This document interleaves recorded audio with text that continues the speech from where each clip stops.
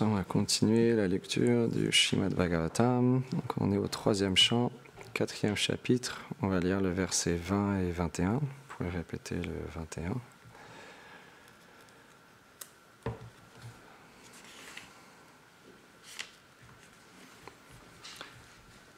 Om Namo Bhagavate Vasudevaya.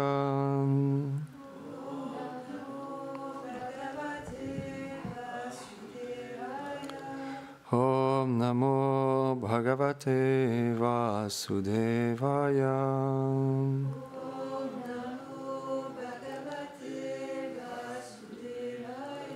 Om Namo Bhagavate Vasudevaya.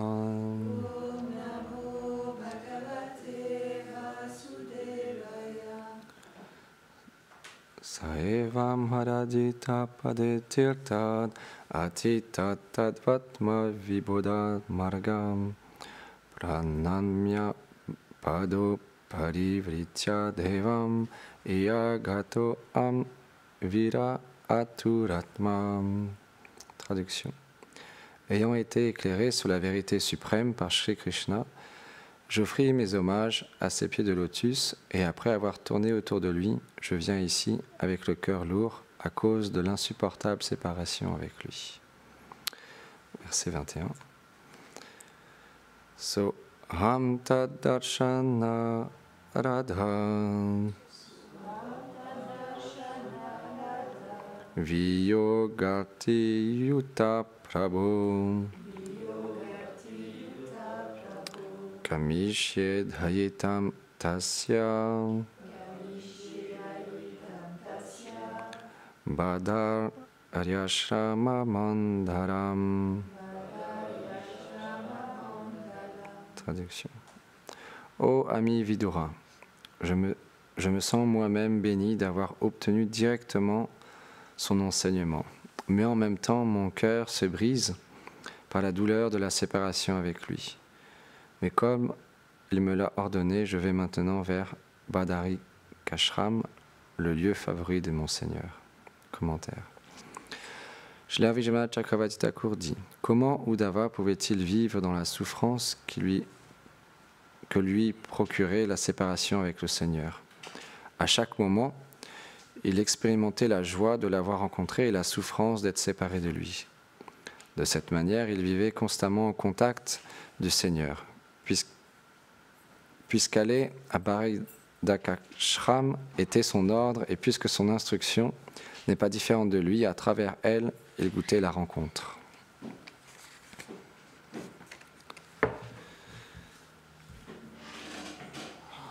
Om Ganati Mirandasya Ghanam Jaram Sharakaya Shakshu Bilitam Yena Tasmai Shri Gurave Namaham Namaham Vishnu Padaya Krishna Prestaya Bhutare Shrimati Bhaktivedanta Swaminiti Namine Namaste Sarasvati Deve Gauravani Pracharine Nirveshesha Shunyavadi Pashyatya Deshatarine Jai Shri Krishna Chaitanya Prabhu Nityananda Shri Advaita Gadadhar Shivasadi Gaur Bhaktavrinda Hare Krishna Krishna Krishna Hare Hare Hare Rama Rama Rama Hare Hare Vrindaye Tulasi Devyaye Priyaye Keshavasya Cha Krishna Bhakti Pratidevi Satyavate Namo Namaha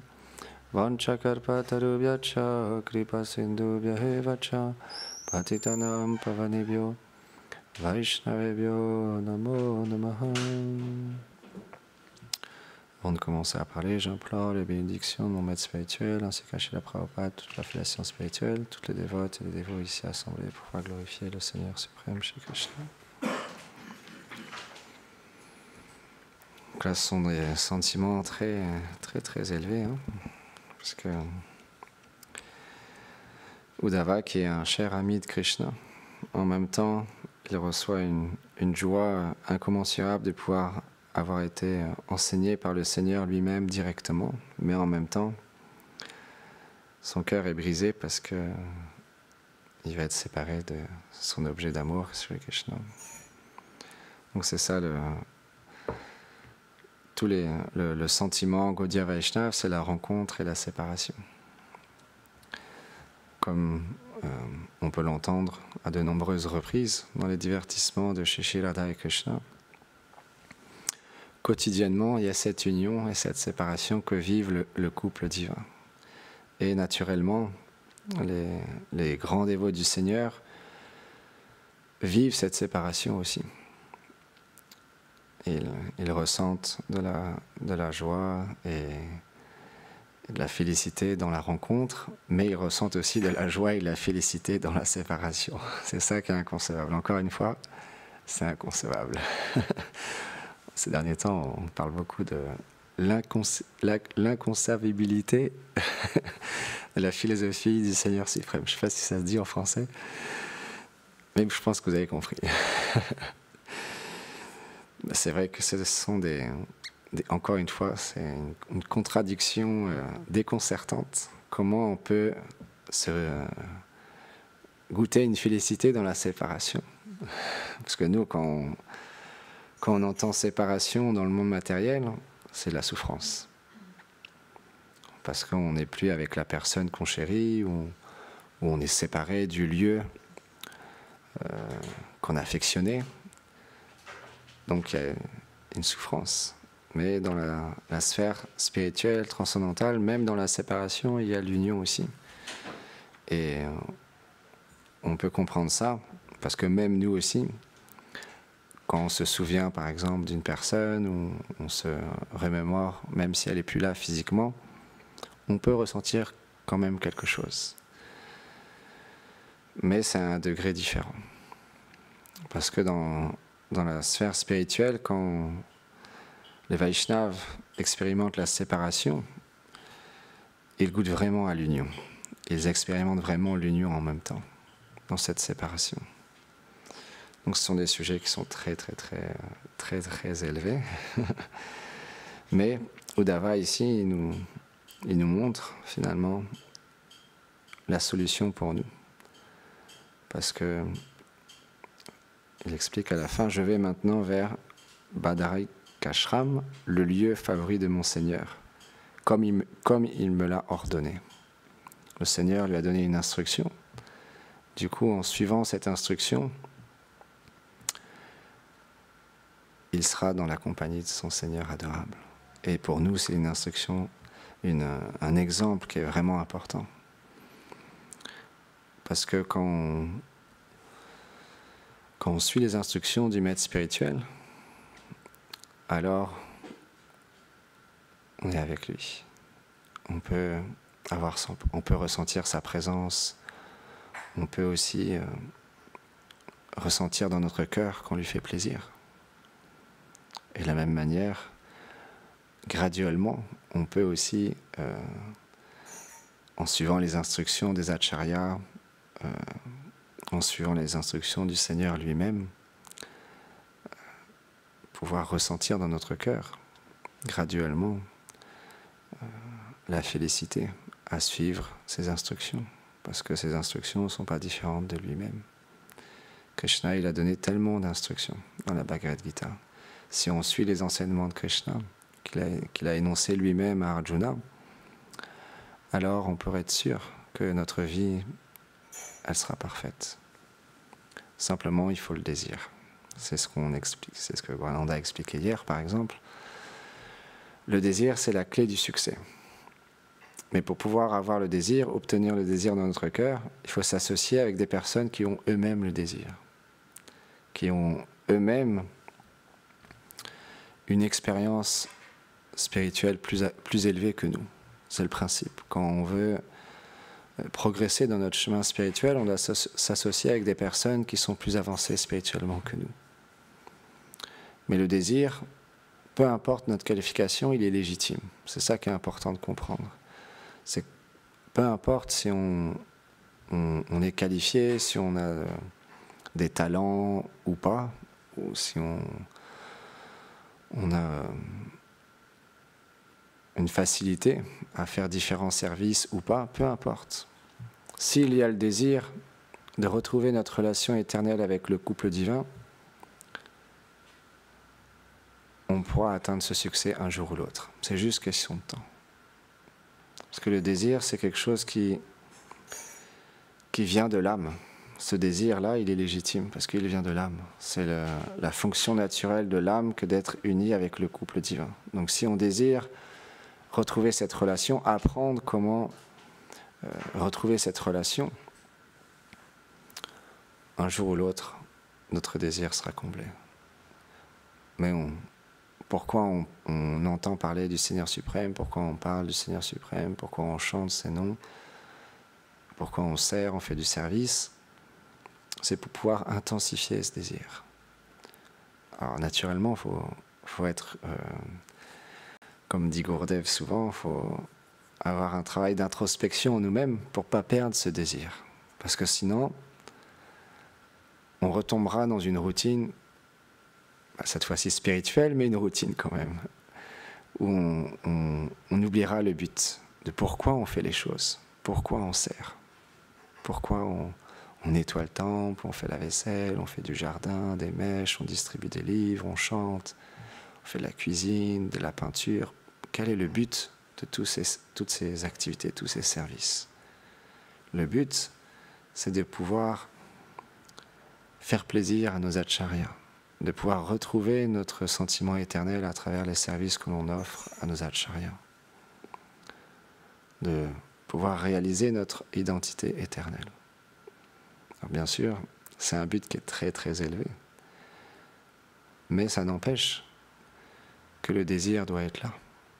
On donne souvent cet exemple qu'on a dit à nombreuses reprises, mais comme on parle du désir, c'est l'exemple que j'apprécie le plus et qui est le plus adéquat à ce sujet spirituel. Un jour, il y avait une princesse qui était très très belle, très fortunée, elle avait une belle position, mais elle n'avait pas encore d'époux. Et comme elle était un peu fière de sa position, de sa beauté, ses ministres, ses conseillers, ils ont voulu lui faire prendre conscience de un peu de sa fierté, son orgueil. Donc ils lui ont dit, on va lui proposer un mari un peu simple, pour la faire redescendre un peu. Et donc ils ont, à un moment donné, ils ont vu un homme qui était assis sur une branche dans un arbre, en train de scier cette branche sur laquelle il était assis. Imaginez-vous la simplicité. Mais il était du mauvais côté, c'est-à-dire que si il allait jusqu'au bout, il allait tomber. Extrêmement simple. À tel point que quand ils l'ont fait descendre, ils ont dit « On a quelque chose de vraiment très spécial à te proposer. Il y a la princesse que tu connais, qui est extrêmement belle, elle est vraiment très riche, très fortunée. On cherche un époux pour elle. Est-ce que toi, tu voudrais être son époux ?» Ah oui. Tout de suite, il a dit oui. Il n'a pas essayé de réfléchir, mais moi, je ne suis pas prince, je n'ai pas de qualité. Moi, je suis un peu simple, c'est vrai, tout le monde le dit, donc c'est vrai, je suis un peu simple. Non. Ils lui ont proposé et il a dit oui tout de suite. Aucune hésitation. Son désir était vraiment très fort, il était déterminé. Et donc ensuite, bon, on va pas raconter toute l'histoire, mais bon, les ministres, ils ont présenté à la reine le candidat, etc. Et la reine a fini par se rendre compte qu'elle s'était enorgueillie de sa position. Tout ça pour dire que peu importe la qualification que l'on a, le désir de retrouver notre relation naturelle, éternelle avec le couple divin, elle est légitime. C'est le désir qu'on peut chérir dans notre cœur, peu importe les difficultés, ce qu'on appelle les anarthas, les choses indésirables dans le cœur qui ont du mal à partir. Parce que Srila Vishwanath Chakravarti Thakur, il explique dans le Madhurya Kadambini qu'il y a différentes sortes d'anartha. Et ces anartha, ils prennent du temps à partir. Mais la bhakti, la dévotion, elle est indépendante de tout ce processus de purification que l'on vit. C'est pas qu'une fois qu'on sera purifié, la bhakti arrivera automatiquement. C'est pas qu'une fois qu'on chantera 32 ou 64 tours de japa, la bhakti, elle viendra automatiquement. C'est pas qu'on distribue un nombre de livres important que la bhakti arrivera automatiquement. La bhakti, la dévotion, elle est complètement indépendante. Elle vient comment? À travers son pur dévot, qui a la bhakti dans son cœur, qui est mis en pouvoir par le couple divin pour donner cette bhakti. C'est pour ça que les acharyas, les Vaishnavas, ont écrit des prières, comme Srila Bhaktivinoda Thakur, Narottam Das Thakur, où ils nous expliquent comment prier les Vaishnavas, comment approcher les Vaishnavas, parce que tout dépend de l'attitude. Si on approche un Vaishnava, on lui dit « Bon, toi tu as la bhakti dans ton cœur, moi je ne l'ai pas encore, maintenant il faut que tu me donnes la bhakti, tu n'as pas le choix. » Non, il y a une attitude. Comme il dit Gurudev, on ne rentre pas dans un temple avec les santiags, on ouvre la porte, on fait « Hey Krishna, me voici, allez, donne-moi la bhakti. » Ça ne marchera pas non plus. Il y a une attitude.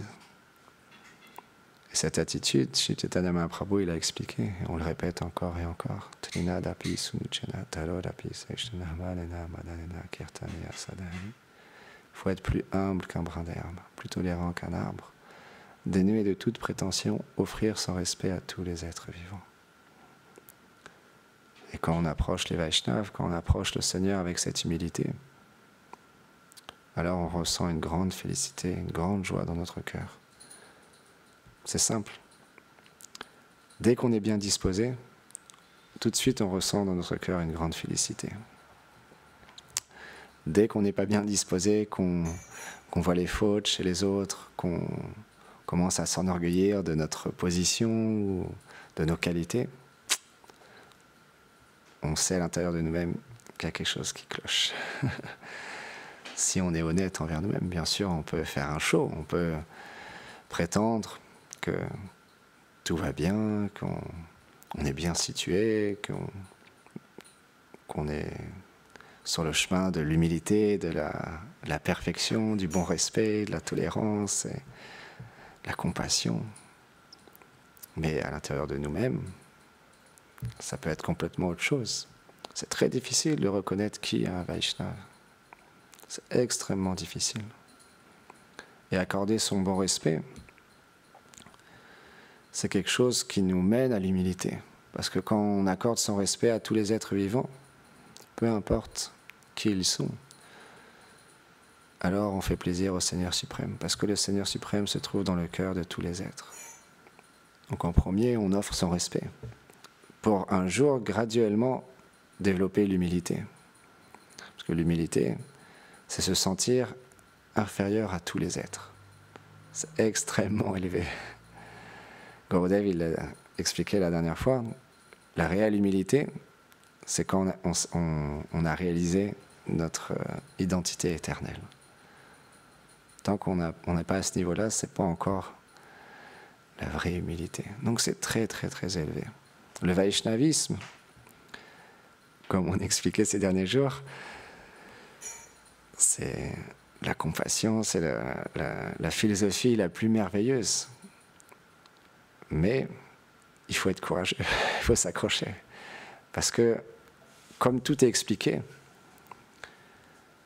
en même temps, tout est décrit. Donc le but est très très élevé pour celui qui est compliqué, celui qui est orgueilleux et qui veut aller vers cette voie par sa propre force, son propre chemin. Mais c'est très facile pour celui qui est simple, justement, et qui suit simplement les acharyas, les Vaishnavas et les maîtres spirituels. Donc c'est une question d'attitude, toujours. Mais effectivement, il y a une remise en question. Il y a un travail sur soi qui s'opère. C'est comme une opération à cœur ouvert. Où là, d'un seul coup, avant, voilà, je parlais par exemple avec un frère, ben, on va en soirée, on est un peu la star, celui qui fait rigoler tout le monde, et puis on est un peu fier de cette position, d'être un peu la star de l'équipe, ou celui qui met l'ambiance et que tout le monde apprécie, tout le monde affectionne. Mais quand après on rentre dans la spiritualité et qu'on voit ces choses-là, où finalement on se rend compte, non mais pourquoi les gens me voient comme ça? Est-ce que je veux continuer à attirer les êtres à moi finalement? Ou quand je fais rigoler, ou quand je fais ci, ou quand je fais ça, on m'apprécie pour ça? Est-ce que c'est ça ma personne? Et là, il y a un travail sur soi qui se passe. On voit ces choses-là et ça fait peur. C'est pas facile. Pour un autre, ça va être autre chose. Ça va être la concupiscence, ou l'argent, la position, ou le fait d'être apprécié pour le service qu'on fait. Donc subtilement, il y a plein de choses qui s'opèrent. Grossièrement et subtilement, il y a les deux qui se passent en même temps. Et quand on a la connaissance, on voit ces choses-là en nous. Si on n'a pas la connaissance, ben juste, on ne se pose pas de questions. On vit comme tout le monde, on fait les choses quotidiennement, on va au travail, on fait des blagues dans notre travail, et puis ben voilà, on est apprécié pour être le sous-chef, ou je ne sais pas avoir quelle position, on est content d'avoir cette position, et finalement ben, on a tendance à écraser un peu les autres parce que ben, on a une position. Mais il n'y a pas de travail sur soi. Dès qu'on nous dit le moindre chose, ou dès qu'il y a quelqu'un qui a une position supérieure à nous, on devient envieux, on ne sait pas si on va perdre notre position, il y a une grande anxiété, ou simplement on vit notre vie, et puis on ne s'est jamais posé de questions, et puis on va mourir, et puis après la vie suivante, on recommence la même chose, encore et encore et encore, et sans jamais se poser de questions. Mais dans la vie spirituelle, on se pose des questions. On analyse notre cœur, on analyse notre journée, nos relations. Donc c'est complètement différent. Mais c'est courageux, parce que c'est comme nager à contre-courant. Toute la société, tout le monde dans lequel on vit, c'est le chemin tracé. Tu vas à l'école, tu finis tes études, tu trouves un travail, tu gagnes de l'argent, tu achètes une maison, une voiture, tu te maries, tu fais des enfants, tu éduques tes enfants, tu vas aller aux vacances de temps en temps, tu as des copains, des amis, tu deviens vieux, tu finis tes jours, tu meurs, et tu reprends naissance, tu réapprends à marcher, et ainsi de suite, ainsi de suite, ainsi de suite. Mais quand on choisit de prendre une vie spirituelle, on nage à contre-courant. C'est plus difficile. Mais est-ce que le chemin est plus difficile, mais est-ce qu'on va l'arrêter? Est-ce qu'on fait de nous-mêmes, on peut se dire, des fois on peut se dire, oh, c'est difficile quand même, je serais peut-être mieux comme avant, à tout oublier, et puis juste prendre plaisir dans ce monde, et puis on verra bien ce qui se passera. Personnellement, j'ai eu ce désir-là à un moment donné. Quand j'étais au collège, je voulais plus entendre parler de Krishna. Je voulais plus entendre parler de la philosophie. À l'intérieur de moi-même, je disais même, Krishna, mais pourquoi tu m'as donné cette philosophie? Pourquoi je ne peux pas tout oublier, être comme tout le monde? À l'intérieur de moi, il y avait une bataille. Une bataille avec Krishna. Parce que je ne pouvais pas jouir autant que mes camarades. Parce que j'avais la connaissance. Et j'étais frustré. Parce qu'à ce moment-là, ce n'était pas mon désir d'aller vers un chemin spirituel. Mais la connaissance était là. Les années ont passé, les années ont passé. Et par la miséricorde de Krishna, j'ai rencontré Gurudev. Et maintenant, par la miséricorde de Gurudev, graduellement, je m'éveille à mes réalités. Et je peux vous dire que je suis beaucoup plus heureux de cette manière-là. Pourquoi ? Parce que c'est très difficile de faire comme tout le monde. C'est très difficile d'être envieux du camarade de classe parce que lui, il a une super chaussure TN à 130 € et puis que moi, je ne peux pas l'avoir. Et je m'identifie à être comme lui, à vouloir être comme lui, à faire rigoler les filles comme lui, mais moi, j'y arrive pas. J'arrive pas à attirer les filles comme lui, il y arrive. Et donc, il y a une grande frustration. Donc, on est malheureux, on souffre. J'étais tellement déprimé. Parce que je voulais quelque chose que je n'arrivais pas à obtenir. Et c'est comme ça dans la vie. Parfois, on veut tellement d'argent. On a beau faire tellement d'efforts, on n'arrive pas à avoir d'argent. Parfois, on est un artiste, on veut être renommé. On met tellement d'efforts, on travaille beaucoup plus que les autres. Mais on est toujours inconnu. On n'a pas le prestige qu'on recherche. Donc on est frustré. Parfois, on voudrait avoir tellement de conquêtes ou d'amis, mais ça ne marche pas.